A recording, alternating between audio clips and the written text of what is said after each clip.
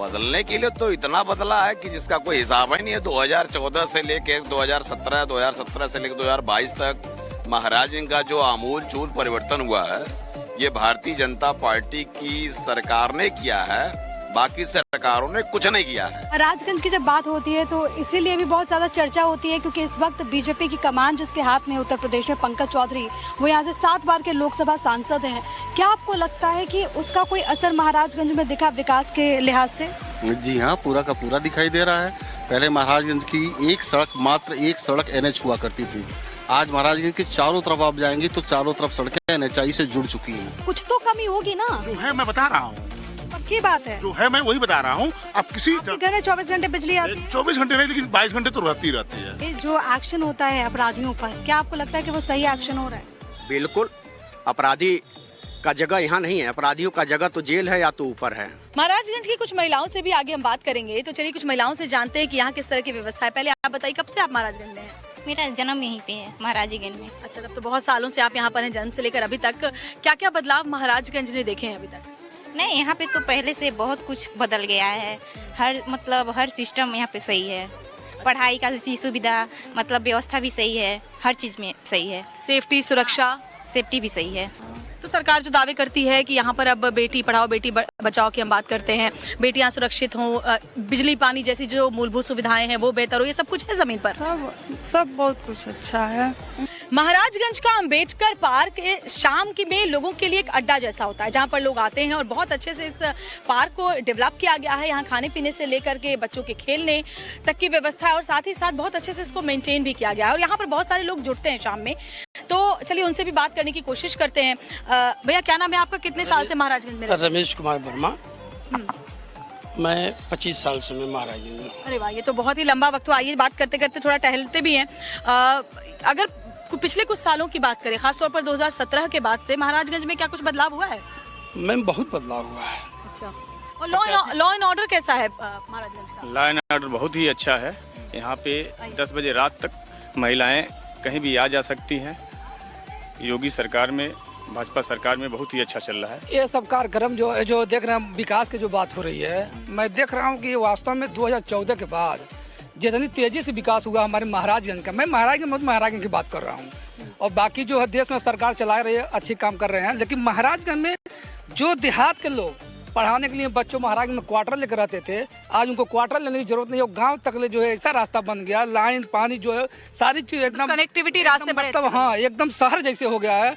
महाराजगंज के विकास की बात किया जाए तो महाराजगंज विकास आज से 2017 के मतलब हमको 2012 से मैं वोटर हूँ और 2012-17 में भी बहुत सारे मीडिया के लोग बंधु आए थे तो बोल रहे थे कि महाराजगंज सड़कों गड्ढों में सड़क है या सड़कों में गड्ढे हैं।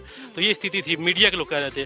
जैसे किसी देश के विकास के लिए आधी आबादी की भूमिका होती है, कोई प्रदेश तब आगे बढ़ता है जब महिलाओं का सशक्तिकरण होता है, ठीक वैसे ही कोई शहर, कोई जिला तभी आगे बढ़ेगा जब वहाँ पर रहने वाली महिलाएं खुद को महसूस करेंगी, वो सुरक्षित वातावरण में रहेंगी, उनको डर नहीं लगेगा, उनको भय नहीं लगेगा। ऐसी कुछ महिलाएं हैं, जरा हम उनसे बात करने की कोशिश करते हैं और जानते हैं कि महाराजगंज के विकास को लेकर के वो क्या सोचती हैं। आप यहीं की रहने वाली हैं मैडम? हाँ। महाराजगंज क्या बदला है? मतलब सबसे पहले आप ये बताइए कि आप घर से जब रात में निकलती हैं तो आपको डर लगता है क्या?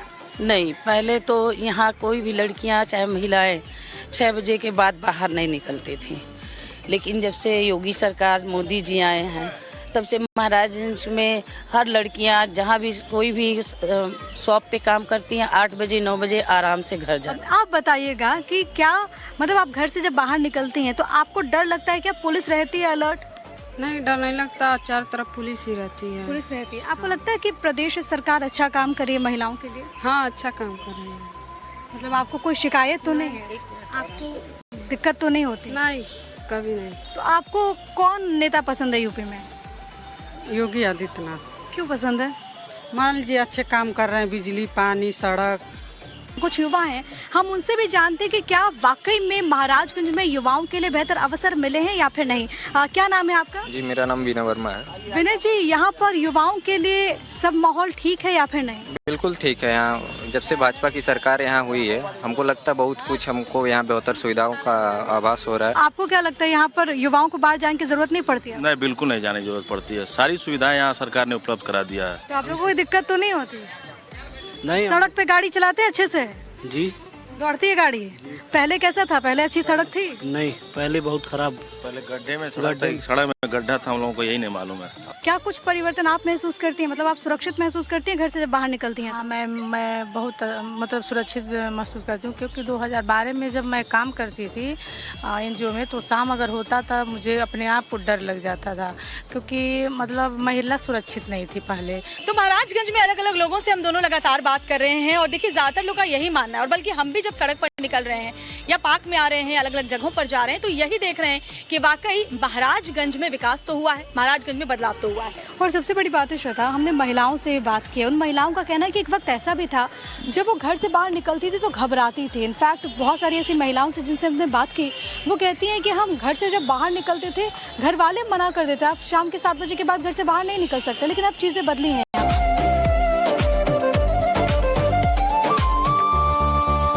महाराजगंज तुम लगातार घूम रहे हो और हमारी स्कूटी भी सफर में हमारे साथ है श्वेता। बिल्कुल, क्योंकि देखिए जब आप छोटे छोटे जिलों में जाते हैं तो बड़ी बड़ी गाड़ियों से जाना अब यहाँ मुश्किल हो जाता है गलियों में, ऐसे में ये दोपहिया बहुत काम आती है। तो चलिए एक बार फिर से इस दोपहिया पर बैठते हैं और महाराजगंज भी और सैर करते हैं। वाकई में यहाँ सड़क ठीक है या नहीं, हम खुद पड़ताल कर ले। खुद ग्राउंड जीरो पर आए हैं तो जरा जमीनी सच्चाई भी देख लें।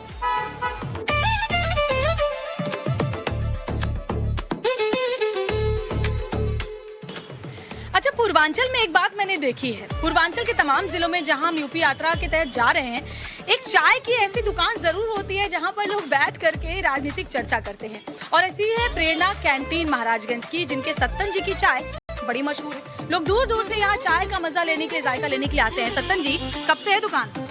और हमारे पिताजी के जमाने की दुकान है।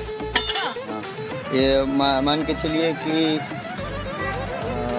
84-85 की दुकान। आप इतने सालों से यहाँ पर हैं और मेन बाजार में आपकी ये दुकान है, कितना बदलाव आपने देखा है अगर महाराजगंज की बात करें पिछले कुछ सालों में? बदलाव तो बहुत हुआ है, और जैसे यहाँ पर अभी आपको यहाँ सर्विस लेन यहाँ पर जीना दिखेगा आपको 5 मीटर का। कभी ये सड़क आज के 8 साल पहले ये 5 मीटर सड़क मेन सड़क हुआ करती थी। हाँ, इस 3 मीटर पतली गली हुआ करती थी, अब ये 3 लेन की सड़क। अब ये 3 लेन की सड़क है, एक सर्विस लेन है, उधर सर्विस लेन है। तो चलिए चाय की दुकान पे जो लोग आए हुए हैं उनसे भी जरा बात करते हैं और समझने की कोशिश करते हैं कि महाराजगंज में कितना बदलाव हुआ है। आज के डेट में जो है ट्रांसपोर्टेशन, कम्युनिकेशन, स्किल, हर चीज में आपको ग्रोथ ही दिखेगा। मैन टू मैन हर एक आदमी में आपको दिखेगा कि वे ऑफ थिंकिंग उसकी बदल गई है, चाहे वो यहाँ का रूरल पर्सन हो या एक बाहर से आए हुए लोग, हर जगह आपको परिवर्तन निश्चित। जी भैया, क्या क्या बड़े बड़े परिवर्तन आपको दिख रहे हैं महाराजगंज में? रोडें अच्छी हो गई, अब रेलवे भी काम हो रहा है, ये सब परिवर्तन हो रहा है हमारा। बिजली, पानी, सड़क जैसी जो बुनियादी सुविधाएं हैं वो सब दुरुस्त हैं? हाँ, पहले से अच्छा है। ओवरऑल रहा इंफ्रास्ट्रक्चर की चीज़ें, तो जिस हिसाब से हमारा जो डेवलपमेंट रेट था तो डेवलपमेंट रेट के हिसाब से जो ये अभी बजट में जो पैसे जारी हुए उनके हिसाब से तो देखा जाए तो अभी ना के बराबर ये काम हुए। विकास से संतुष्ट हूँ, लेकिन विकास का क्या पैमाना होता है, क्या पैरामीटर होनी चाहिए, किस हिसाब से हमारे डीपीआर को सेट करनी चाहिए। जैसे एक चीज़ मैं बताऊँ आपसे, अपने घर में अगर आप कुछ करती हैं तो किस निकासी के लिए कुछ तो काम करेंगे ना, कि हमारा पानी ऐसे फ्लो हो, तो कोई भी ड्रेनेज सिस्टम तो ड्रेनेज सिस्टम दुरुस्त नहीं है। ड्रेनेज